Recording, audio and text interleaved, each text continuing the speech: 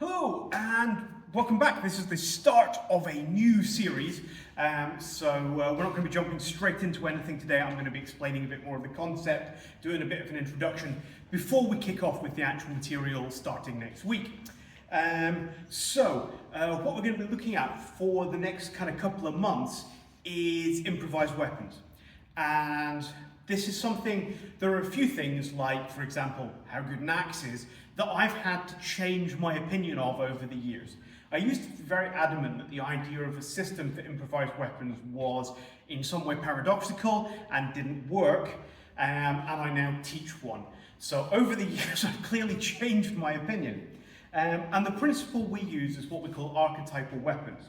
So the idea is, rather than trying to learn 100 billion different things, different improvised weapons, so you're kind of going, if a fight's kicking off, I'm looking for one of these items.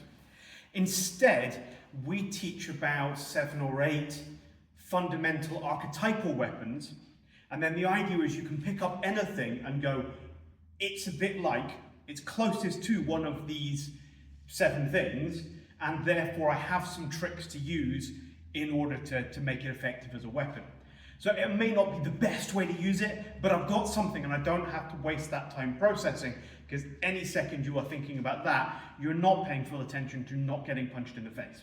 So, example, the one we're going to start with next week is what we call short inflexible or baton.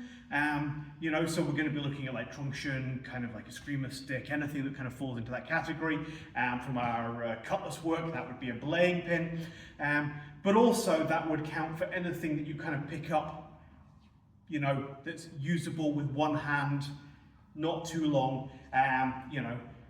TV remote, rolled up newspaper, any number of things you can pick up would fall into that category.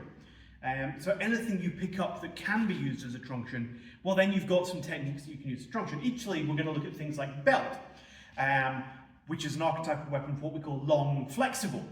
Now obviously you might not have the time to whip your belt off and start winging it around in the middle of a fight, but that same principle will apply equally well to something like a kettle lead, which is like universal in most appliances.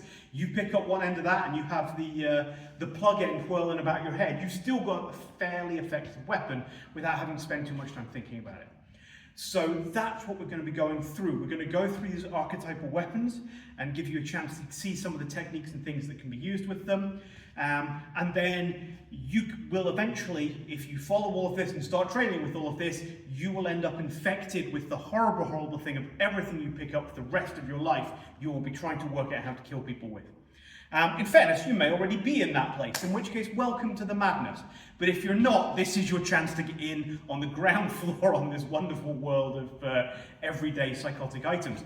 But as I said, so that's going to be the next couple of months. We're going to go through each of these in turn, and we're going to finish off with a little bit about a few questions about specific things like where do knives fit into this process and all of that kind of thing. So that kind of lays out what we're doing for the next few weeks and hopefully gets you a little bit excited about what's coming. And we'll pick things up, as I said, with short and flexible with the baton next week. So until then, have a great week and I will see you next time.